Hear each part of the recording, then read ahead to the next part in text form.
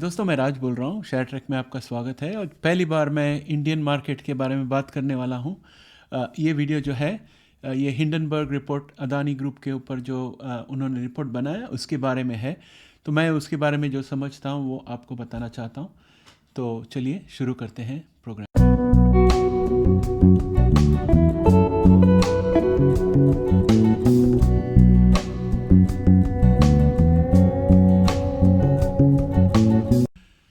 दोस्तों, आज की तारीख में जो चर्चा चल रही है वो हिंडनबर्ग रिपोर्ट की चर्चा चल रही है। और ये वीडियो जो मैं बना रहा हूँ ये सिर्फ हिंदी में बना रहा हूँ क्योंकि अमेरिकन लोगों को इसमें कोई दिलचस्पी नहीं है, क्योंकि कोई इसका फ़ायदा नहीं उठा सकता। लेकिन इंडिया में हम लोग को ये जानना ज़रूरी है कि क्या हो रहा है इस रिपोर्ट में। तो मैं आपको एकदम सारांश में संक्षेप में समझा दूंगा कि क्या चल रहा है। तो पहले हम ये देख लेते हैं कि अदानी ग्रुप में कौन सी कंपनियां हैं। तो पहली कंपनी है अदानी एंटरप्राइजेस, दूसरी कंपनी है Adani ports and SEZ, that is उसके अलावा है अदानी ग्रीन एनर्जी, फिर एक और कंपनी है अदानी पावर, और उसके बाद है Adani transmission, Adani total gas, उसके बाद है अदानी विल्मर, और फिर अंबुजा सीमेंट। जो अंबुजा सीमेंट में है उसमें अदानी जी का होल्डिंग डायरेक्ट भी है और उनका ACC के थ्रू भी होल्डिंग है। तो सब मिला के उनका मेजॉरिटी होल्डिंग है अंबुजा सीमेंट में। तो ये हो गया उनके लिस्ट ऑफ कंपनीज। ठीक है, आपको स्क्रीन में दिखाई दे रहा है। तो अगर आप देखोगे इस चार्ट को तो आपको दिखाई देगा कि अदानी ग्रुप कंपनी जो है इसके अंदर जितने भी कंपनियां मैंने लिस्ट की है उसके सामने उनके करंट रेशियो मैंने दिया हुआ है। आप देखेंगे कि अदानी एंटरप्राइजेस का करंट रेशियो है 0.706, अदानी पोर्ट्स का है 1.58, अदानी ग्रीन एनर्जी का है 0.71, अदानी पावर का है 1.04, अदानी ट्रांसमिशन कंट्रोल का है 0.96, अदानी टोटल गैस का है 0.47 और अदानी विल्मर का है 1.22 और अंबुजा सीमेंट का है 1.43। तो करंट रेशियो जो है हम इसलिए इस्तेमाल करते हैं ये जानने के लिए कि अगर इस वक्त किसी कंपनी को बंद कर दिया जाए तो उसके जो करंट एसेट्स है वो बेचकर क्या उसके करंट लायबिलिटीज़ को पूरी तरह से डिस्चार्ज किया जा सकता। यानी कि आपके पास शॉर्ट टर्म के लिए आपने जो उधार लिए हैं उसको देने के लिए आपके पास शॉर्ट टर्म का पैसा जो है वो इक्वल होता है कि नहीं। तो कुछ इस तरह से देखा जाता है। करंट रेशियो 1 के नीचे रहे तो बिल्कुल अच्छा नहीं है कंपनी के लिए। करंट रेशियो अगर 2 के आसपास रहे तो बहुत अच्छा गिना जाता है, और इनमें से कोई भी कंपनी 2 के आसपास नहीं है और बहुत सारे कंपनी जो है 1 के नीचे है। तो ये आप ज़रा ध्यान में रख लेना जब हम ये वीडियो में आगे बातचीत करेंगे। तो इस बात को आप अपने दिमाग में रखिए तो आपको समझ में आएगा। हिंडनबर्ग रिसर्च रिपोर्ट जो है वो ये कहता है कि खास उनके लगभग 7 मेन पॉइंट्स है जिसके बारे में आपको बता दूं। पहली बात वो कहते हैं the businesses are debt fuel, यानी कि इन सब बिजनेस में कर्ज बहुत ज़्यादा है। 7 में से 5 कंपनी जो है उसका करंट रेशियो 1 के नीचे है। जो मैंने आपको गिना है करंट रेशियो आप स्क्रीन में भी देख रहे हो। तो कहते हैं कि 5 में से 7 कंपनीज जो है उनके करंट रेशियो 1 के नीचे है। मैंने जो आंकड़े लिए हैं वो एज ऑफ सितंबर 2022 के लिए, उससे आगे उसके लेटेस्ट उतना ही मेरे पास इंफॉर्मेशन है तो मैं वो लिया। उसके आगे शायद वो इम्प्रूव होंगे, मुझे पता नहीं, लेकिन एज ऑफ सितंबर 2022 ये करंट रेशियोज थे इन सब कंपनी के। तो इसका मतलब ये है कि उनके पास करंट एसेट्स इतने नहीं हैं कि जो करंट लाइबिलिटीज़ है उसको डिस्चार्ज कर सके।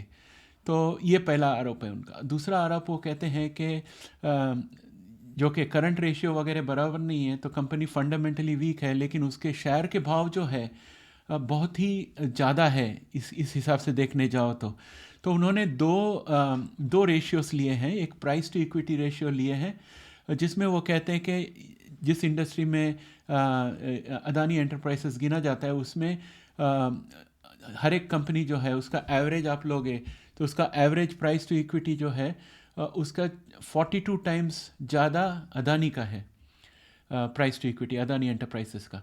तो ये कहते हैं। और दूसरा कहते हैं कि अगर अदानी टोटल गैस का आप ले लो प्राइस टू सेल्स, तो उस इंडस्ट्री में, गैस इंडस्ट्री में, इंडस्ट्री का एवरेज प्राइस टू सेल 1 है, लेकिन अदानी का 139 है, यानी कि बहुत ओवर वैल्यू किया गया शेयर को।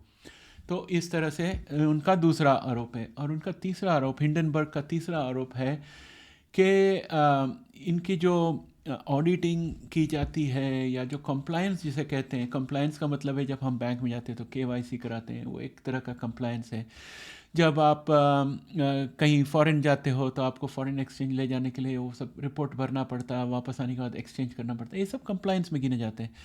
तो कंपनी के हिसाब से देखने जाओ तो कंप्लायंस क्या होता है कि आपके कंपनी के अकाउंट्स को हर साल ऑडिटर ऑडिट करके उसमें उनका थप्पा लगा देते हैं कि भाई ये सब ऑडिट किया हुआ है, सब अकाउंट्स बराबर है, फिर उसके बाद इनकम टैक्स में फ़ाइल कर देते हैं और कंपनी रिपोर्ट में पेश करते हैं शेयर होल्डर्स को देखने के लिए। ये एक तरह से कंप्लायंस में गिना जाता है।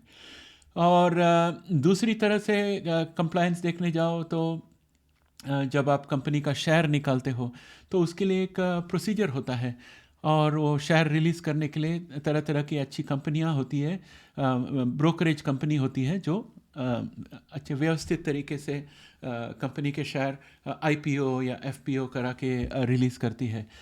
तो इन दोनों चीज़ों में हिंडनबर्ग रिपोर्ट ने अदानी एंटरप्राइज के ऊपर आरोप लगाया है कि उनके कंपनी का जो चार्टर्ड अकाउंटेंट है वो बहुत छोटा कंपनी है, सिर्फ 5-6 लोग हैं उसमें, और वो भी उसमें से बहुत सारे चार्टर्ड अकाउंटेंट अभी अभी पास होके आए हैं। तो क्या इन लोग इतनी बड़ी कंपनी का ऑडिट कर कर उस पर थप्पा लगा सकते हैं? तो ये पहला प्रश्न उन्होंने उठाया है। और दूसरा उन्होंने कहा कि अभी जो एफपीओ आया है, फॉलोअप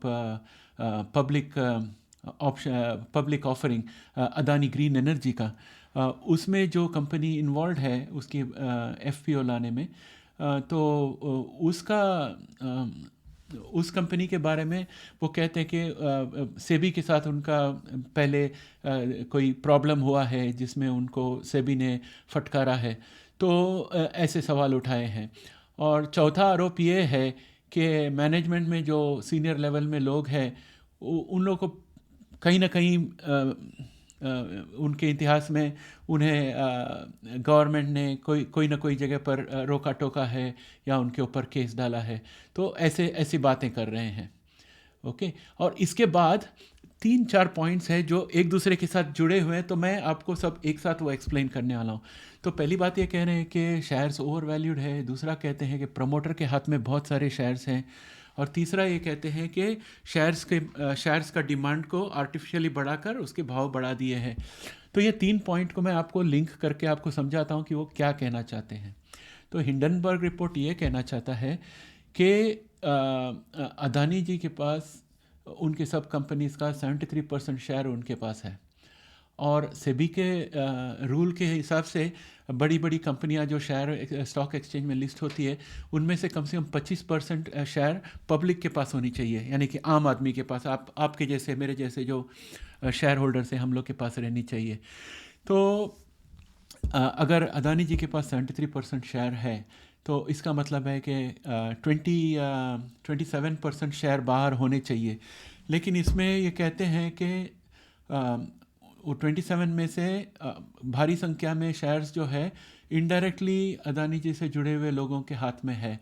तो कहते हैं कि शेल कंपनी जो मॉरिशस में है वो उनके द्वारा खरीदे गए शेयर सब निकालने के बाद सिर्फ 10% शेयर्स जो है वो आम आदमी के लिए स्टॉक एक्सचेंज में मिल रहा है। तो इसके बीच में अगर अदानी को नया ऑर्डर मिल गया या नया प्रोजेक्ट शुरू कर दिया तो अदानी कंपनी के लिए डिमांड आ जाती, लेकिन सिर्फ 10% शेयर्स है, इसके लिए वो शेयर के भाव बढ़ जाते हैं।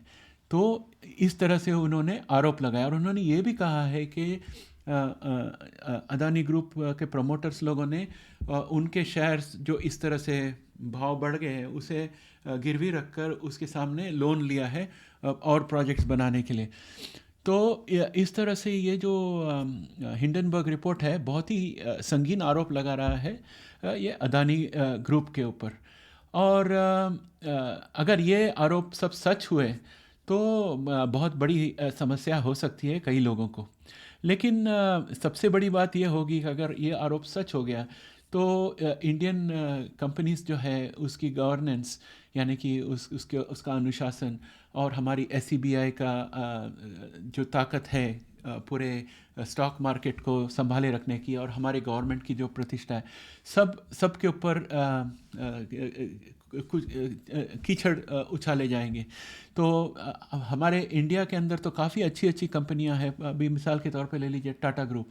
टाटा ग्रुप तो इतनी अच्छी कंपनी है, इतनी अच्छी ग्रुप है कि इतने सारे कंपनीज हैं, उन्होंने भी काफ़ी तरक्की की है, कभी उन पे कोई आरोप नहीं लगा है, सब अच्छी तरह से काम करते हैं। तो बहुत सारी इंडियन कंपनीज अच्छी तरह से काम करते हैं, शायद अदानी ग्रुप भी अच्छी काम कर रही होगी। लेकिन अगर हिंडनबर्ग द्वारा किए गए सब इल्ज़ाम सच हुए तो फिर इंडियन कंपनीज को भारी झटका बैठ सकता है उनके प्रतिष्ठा के ऊपर या उनके रेपुटेशन के ऊपर। दूसरी बात यह है कि म्यूचुअल फंड कंपनीज ने ज़्यादातर अदानी कंपनीज की शेयर्स नहीं ली है, तो जो म्यूचुअल फंड्स वाले हैं उनको इतनी तकलीफ़ नहीं होने वाली है। लेकिन बहुत म्यूचुअल फंड्स जो है बैंक्स में इन्वेस्ट करते हैं, और ये जो बड़े चढ़े भाव वाले शेयर्स हैं उसे बैंक में गिरवी रख कर लोन लिया गया है, तो अगर ये शेयर्स की वैल्यू डाउन हो जाए तो बैंक को समस्या हो जाएगी। ठीक है, तो इसलिए म्यूचुअल फंड्स में भी तकलीफ़ होने वाली है। अगर ये आरोप सच हुए तो म्यूचुअल फंड्स को भी तकलीफ़ हो सकती है, तो ये ध्यान में रख लें। और फाइनली अगर कोई भी व्यक्ति या कोई भी ग्रुप जो है अगर 3 साल के अंदर नॉर्मल लेवल से लेकर एकदम वर्ल्ड में टॉप बन जाए, तो लोगों को हमेशा ईर्ष्या होती है और शक भी होता है कि भाई ऐसे कैसे हो गया, अगर ये ऐसे कर सकते हैं तो बाकी लोग क्यों नहीं कर पाए। तो इसकी वजह से थोड़ा मन में ऐसे जब रिपोर्ट्स आते हैं तो शंका होती है कि क्या सच है क्या नहीं है। लेकिन ये सब चीज़ें जो है अदानी ग्रुप जानता है और हिंडनबर्ग जानता है, और शेयर होल्डर के हिसाब से तो सिर्फ 10% शेयर्स बाहर है, तो ज़्यादा लोग को शेयर के ज़रिए तकलीफ़ नहीं होने वाली है, लेकिन म्यूचुअल फंड्स के थ्रू तकलीफ़ होने की संभावना है, क्योंकि म्यूचुअल फंड्स बैंक्स के शेयर रखते हैं और बैंक्स लोगों ने ग्रुप को लोन दिया होगा। तो ये आप अपने ध्यान में रख लीजिएगा। और अब बात करते हैं हिंडनबर्ग ग्रुप को किस तरह से ये सब आरोप लगा के फ़ायदा हो सकता है। हिंडनबर्ग ग्रुप जो है ये काफ़ी अमेरिकन कंपनियों के बारे में इस तरह से रिपोर्ट ला के पैसे बना चुकी है। वो हमेशा उनकी सक्सेस हुई है काफ़ी।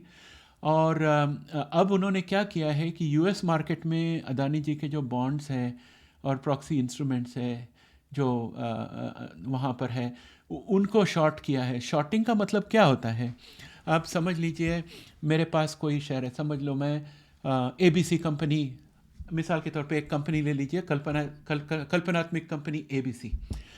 अगर ABC के शेयर्स मार्केट में हैं और मैं ABC के शेयर्स को शॉर्ट करना चाहता हूं, तो मैं क्या कहूँगा कि मैं ABC के शेयर्स को आज के भाव में बेचता हूं और मैं बेचते जाऊंगा। और मैं किस तरह से बेचता हूं, किसी और के पास से उधार लेके मैं बेचता हूं। क्यों? क्योंकि मैं समझ रहा हूं कि ये कंपनी की शेयर बहुत हाई वैल्यू में आई है, इतना इसका वैल्यू नहीं होना चाहिए। अभी मैं 100 पे बेच रहा हूँ, मेरे हिसाब से इसका वैल्यू 60 है, तो मैं जानता हूँ कि इसका वैल्यू डाउन होने वाला है, इसलिए मैं बेचने लगा हूँ 100 में। जब तक लोग खरीदते 100 में खरीदने दो, तो मैं बेचते जा रहा हूँ। तो एक बार जमा हो जाए और सेटलमेंट का जब टाइम आएगा, तब मैं उसे 60 में खरीद के मैं शेयर सामने वाली पार्टी को दे दूँगा। तो इस तरह से शॉर्टिंग होती है।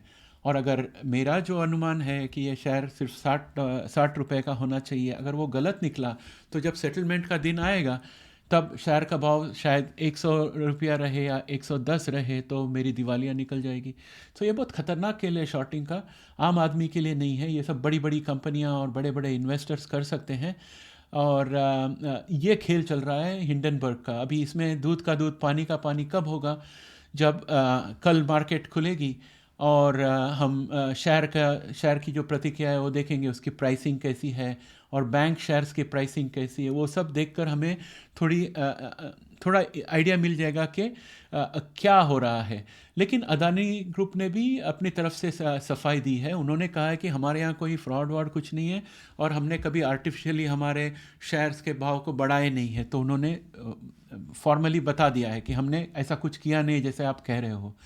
और वो कहते हैं कि आप कहते हो कि हमारा ओवर लेवरेज है, करंट एसेट रेशियो ऐसा है वैसा है, लेकिन हमारी सब कंपनियां जो है वो गवर्नमेंट के निरीक्षण के अंदर है।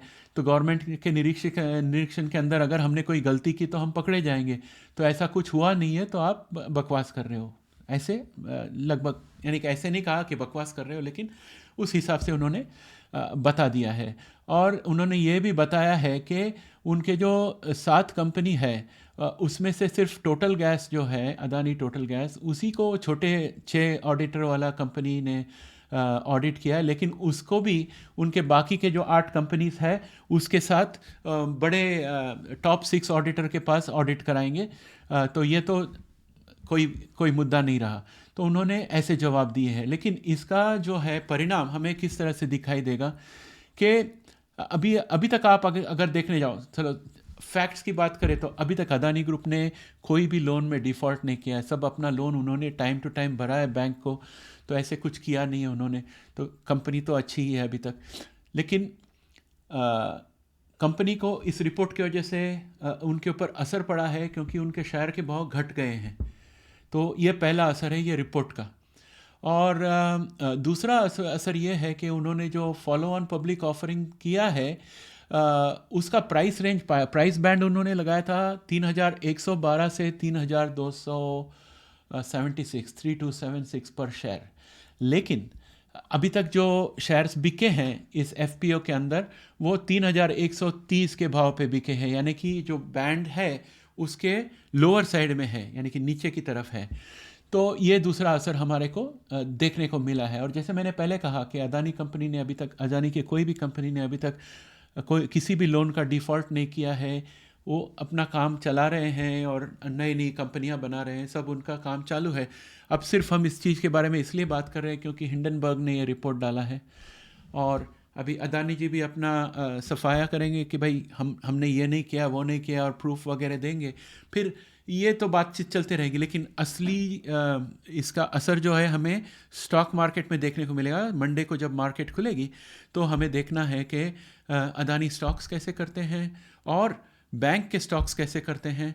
और उसके वजह से शाम को, यानी कि जब म्यूचुअल फंड्स के नेट एसेट वैल्यू कैलकुलेट किए जाएंगे उसमें भी हमें दिखाई देगा। और जो बैंक इंडेक्स है या बैंक वाले म्यूचुअल फंड्स या ईटीएफ्स है उसमें सब हमें असर दिखाई देगा। अगर उनके भाव नीचे नहीं गए इसका मतलब है कि अदानी एंटरप्राइज पे इसका कोई असर नहीं पड़ा है। अगर उसके भाव नीचे चलते जाए तो उसका मतलब है हिंडनबर्ग रिपोर्ट का असर उन पे पड़ रहा है। तो इसके बारे में आगे भी बातें करेंगे। लेकिन मैं सोच रहा था कि जो कि हमारे चैनल में बहुत सारे इंडियंस लोग देखते हैं, तो मैंने कहा कि आप लोग को ये बता दूं, क्योंकि मुझे शेयर्स में बड़ी दिलचस्पी है और यहाँ पर मैं नैस्डैक पे शेयर्स के बारे में सब पेश करता हूँ। और हम इंडियन शेयर्स में भी इन्वेस्ट करते हैं, म्यूचुअल फंड्स में भी इन्वेस्ट करते हैं। तो मैंने कहा कि आप लोग को मैं ये बता दूं कि हिंडनबर्ग रिपोर्ट क्या है और अदानी ग्रुप कंपनी ने उसका किस तरह से जवाब दिया। तो साथियों, ये है आप मेरी तरफ से आपको इसका एक्सप्लेनेशन। आप कमेंट में लिख दीजिए आपका इसके बारे में क्या ओपिनियन है। और अच्छा लगे तो इसे लाइक कर देना। और आपको इस तरह से इंडियन स्टॉक मार्केट के बारे में अगर आपको रेजिस्टेंस, सपोर्ट, टेक्निकल एनालिसिस वगैरह चाहिए तो वो भी कमेंट्स में लिखना। मैं शुरू करूँगा उसके बारे में आपको वीडियोस बनाने की। तो इसके साथ इजाज़त लेता हूँ। बाय फॉर नाउ, फिर मिलेंगे।